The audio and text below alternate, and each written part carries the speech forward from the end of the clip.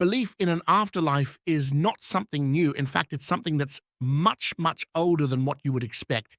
335,000 to 236,000 years ago, a species that's been named Homo naledi were found to have intentionally buried their dead relatives.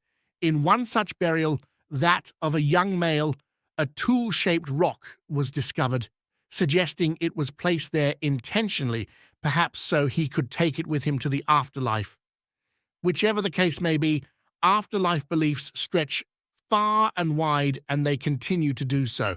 This three-part documentary will inform you of ancient beliefs and cultures, the views of afterlife communication from a member of the SPR, an evidential medium, and several people who conduct experiments in afterlife communication.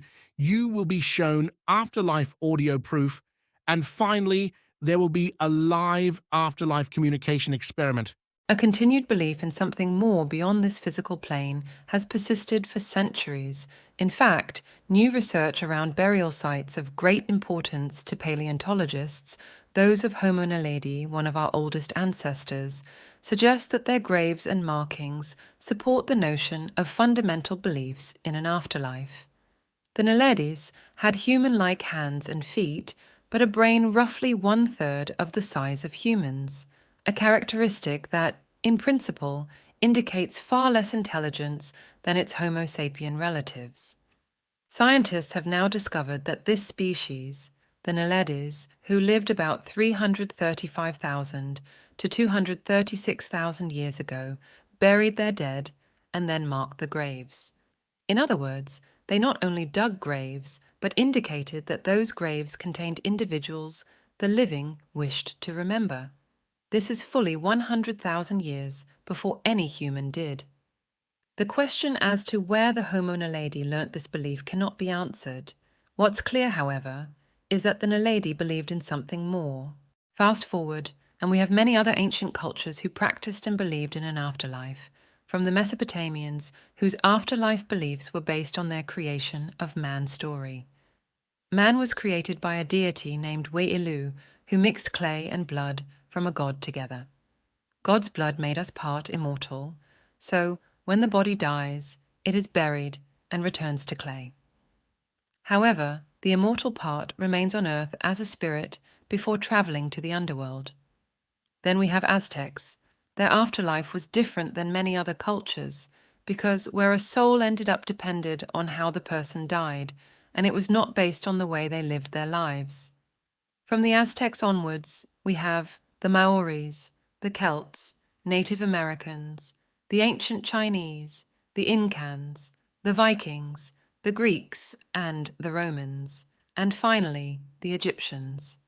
Every single one of these ancient peoples believed in something beyond this beautiful rock we call home. Plato himself mentions a soldier who was dead for 10 days, and when he returned from his near-death event, he described the afterlife in detail.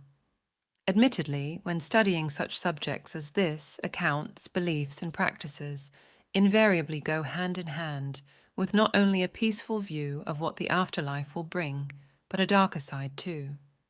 Descriptions vary in detail, but they all boil down to the same principle, which follows as thus: if you do bad things in life, your soul suffers badly in death. Descriptions of both heaven and hell vary greatly.